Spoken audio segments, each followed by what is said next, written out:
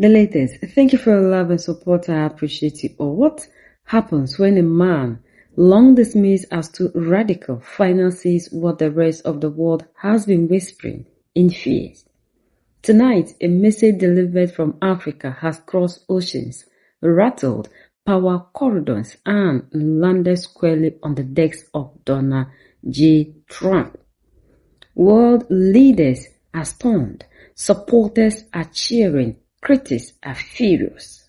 Stay with me, because what you are about to hear is just not a speech. For years, Julius Malema has been called many things. Radical, dangerous, too loud, too African. And all my channel supporters, I say thank you so much. My anonymous supporters, my kings and queens, I say thank you for the love you are showing me. My super members, a special shout out to you all. But one thing he has never been is silent. As Donald Trump once again dominates headlines for imagination, threat, trade wars, sanctions, and the old rhetoric of America first. And the question now is simple. Did Julius Malema just redraw the global political battle lines? I want to say a special thank you to Mr. Nelson231 for the love you are showing to the channel. I want all of you to say thank you to him for the amazing support he's giving to me. I really appreciate it. Voices across the global south have grown cautious. Most leaders choose diplomacy. Some choose silence. Others choose survival. But Malema choose. In his now viral message, Malema doesn't whisper. He doesn't beg. He doesn't soften his ways to please Washington. Fighters, we must never get discouraged. It doesn't matter what the magistrate decide. The revolution continues. We know why we are being attacked. We are attacked because we are the only black authority. We are the only black people who speak and other people listen. They do not listen to anyone except the EFF, even when they pretend not to love the EFF. But when the EFF speaks, every black person wants to hear. What did the EFF say on this matter? That's what white people are scared of. They are scared of a black authority. We are the black authority, and we speak for black people with authority, and we don't doubt ourselves when we speak for the voiceless people who are oppressed by white supremacy in South Africa. The white people who brought us to this court, it is because they don't like being challenged. When you challenge them, they want to use you as an example. I've been an example for the rest of my life, and I will be an example even in my grave. I will never retreat. I will never surrender to white supremacy. No prison can make me to retreat from my ideas. No death will threaten me to retreat from my ideas. Nobody will ever intimidate me and change me for who I am, because I am black, and I'm proud to be black, because I'm a voice of the black people, and I'm proud to be the voice of black people. Kill me now if you want to kill me. Kill me, coward. You are scared of a political debate. You use court to settle the political differences.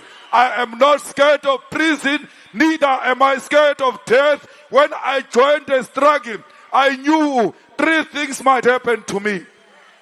They will either arrest me, or they will either kill me. If they don't kill me, I will attain my freedom. We fight for the freedom. We are not scared of death. We are not scared of prison. We are scared of poverty. We are scared of unemployment. We are scared of being landless. We are scared of living without our dignity as black people. Comrades, you must be strong as leaders of the revolution. For because they will never love the revolution. They went to take Maduro from Venezuela without any due process, without the respect of the international law. If they can arrest a president of a country without following the law of the world, who are we? We are ready for them. We must never ever be shaken by a court that is informed by hatred, that is informed by politics of AfriForum. AfriForum is nothing. They must pray that the EFF must never be a government in South Africa, because the day the EFF becomes a government in South Africa, we are going to lock up all AfriForum members because they are terrorists, because they are anti-South Africa. They undermine our country and its freedom and its constitution. That's why they established Orania. When the constitution says we must come together, they continue to want to stay alone in isolation of black people. We are not the ANC. We are not scared of AfriForum. Fighters, the law of this country will prevail against racism. No racism can prevail over the law. Any ruling that is unjust, any ruling that doesn't follow the law and the constitution doesn't deserve our respect. We must never respect anyone who uses the Constitution of the Republic of South Africa to perpetuate racism, to perpetuate white supremacy. Let's make sure that as fighters, we educate our people. What the Boers did, they took out the brains and left us with empty heads. We must refill the heads of our people with ideas that are going to liberate them. The day we said we want the land of our people to be returned to our people without compensation, that is the day we committed crime in South Africa. That's why they hate us. They want to continue to be in charge of the stolen land. This is our land. No sheep came with the land when they came from Europe. They found this land here. And we are right when we say this is our land. We'll expropriate it without compensation, whether they like it or not. We will nationalize the mines. We will establish the state bank. We'll make sure that the people of South Africa participate in the economy of South Africa without any hesitation. Comrades, let us make sure we bring the economy of South Africa to look like Parliament of South Africa. By how Parliament looks, you can see who are the majority. Majority are black Africans and minority are whites. That's how the economy should be. Majority of the economy must be owned by majority of South Africans, and majority of South Africans are black Africans. So we will fight this fight until we win. If we don't win this fight, we would have laid a firm foundation for future generation to come and take the spear and continue the battle for economic freedom in our lifetime. No child is going to follow cowards. When you're scared of prison, no child will join the struggle for economic freedom, because they know that those who came before them, they were scared and did not do anything. Comrades, let us be in the forefront of restoring the dignity of black people, so that when we die, our children come to our graves to come and salute, but go to the grave of Ramaphosa and pee on that grave and say, here lies a sellout which did not return the land of our people into the hands of the rightful owners. You must die a revolutionary. And being a revolutionary doesn't mean giving people RDP houses. There is nothing revolutionary about RDP. There is nothing revolutionary about patching a pothole. There is nothing revolutionary about creating jobs. Revolution means a complete overhaul of the system and introduce a new system that is going to benefit the majority of our people. Who are this majority? The working class of South Africa must be the one that benefits when the revolution wins at the end of the day. The revolution means we must replace white supremacy with the dignity of black people restored in South Africa, Africa, and the world.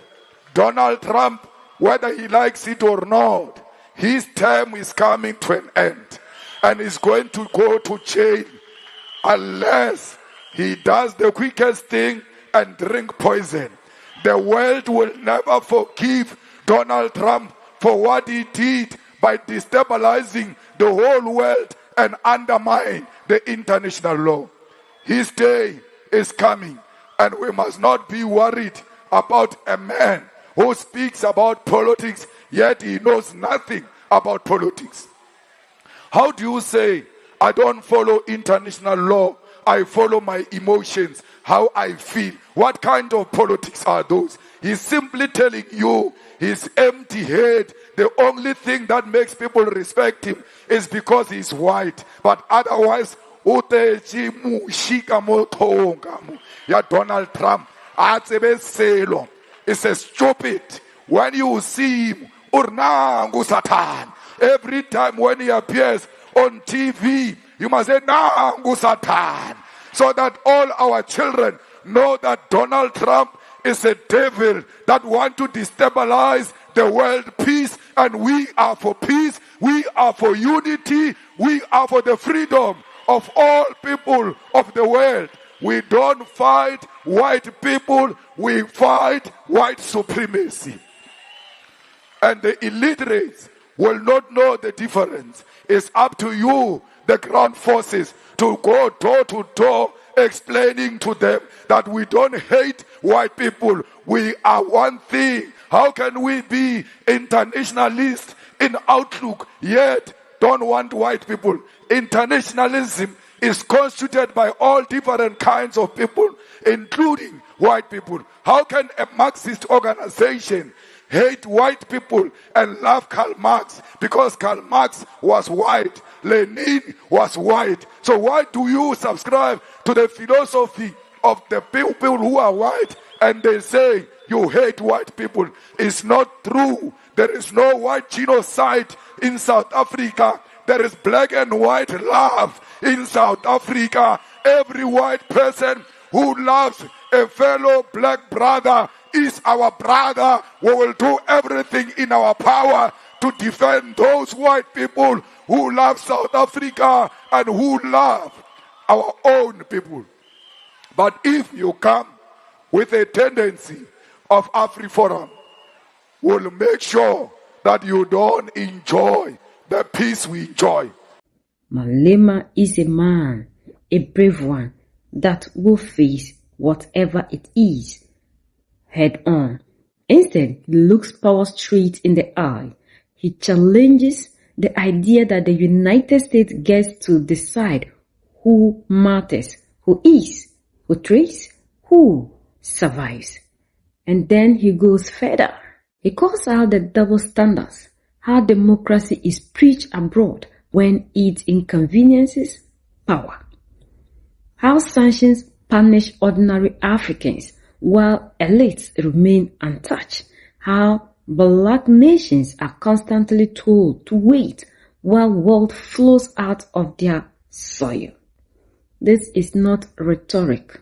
This is historic memory speaking. At this point, the tone shifts. Malema doesn't just address Trump. He addresses the system Trump represents. Colonial economies, modern imperialism, military intimidation, visa bans, trade threats, political bullying disguised as diplomacy. And then comes the line that made headlines. Africa is not your backyard. We are not your children. We are not your subjects. Quote and end of quote. That sentence alone light social media on fire. Some call it reckless. Others call it overdue. Within hours, clips began circulating. In Africa, cheers. In activist spaces, applause. In Western media, discomfort. Commentators asked, who does Malema think he is? Does he speak for Africa? Is this anti-American or anti-oppression? But here is the truth many won't say out loud. Malema said what many leaders cannot afford to say, because aid comes with conditions and truth comes with consequences. And here is the deeper meaning. This wasn't really about Trump. Trump is a symbol, a loud one, a convenient one. This message was about power. Who has it? Who abuses it? And who is finally pushing back? It was about a generation of Africans tired of being spoken for, tired of being managed, tired of being warned. Malema's message forces an uncomfortable question onto the global stage. What happens when the global South stops asking? Here is where things get interesting. Enough. We are tired. And this bold message from Julius Malema is long overdue. These are the voices we want to have as leaders in Africa. Voices that will look power to the face and say what it is. Not those who will try to massage words in order to please the oppressor. They talk about aid, but Africa gives aid to these people. They don't give us nothing. Like one time one man said, when false is being spoken all the time, it tends to be truth, and we forget to see what it is actually, the real thing, which is propaganda. Africans are lied to, and because always we hear these things on the mainstream media, we hear from them to the point that even Africans, when we are telling ourselves the truth, we still find it so difficult because of how we have been shaped and molded by these people. So we believe we are powerless. We can never survive. We can never survive without the help of these people. But the truth is, they rather need Africa. They can never do without Africa. Africa gives aids to these people. They give us peanut during the day, and at night, they carry all our trillions out. And now, we need to fight to reclaim our power and not allow any other person to treat us as second-hand clothing. We are the only ones that can set ourselves free. United we stand, divided we fall, and united we keep standing forever and ever. The greatest enemy of the African is mental slavery. So let's colonize ourselves from mental slavery. Let's keep sharing to educate our brothers and sisters. Together we make Africa great for ourselves and the next generations that are going to come. So that's the latest around the world in Africa and in South Africa.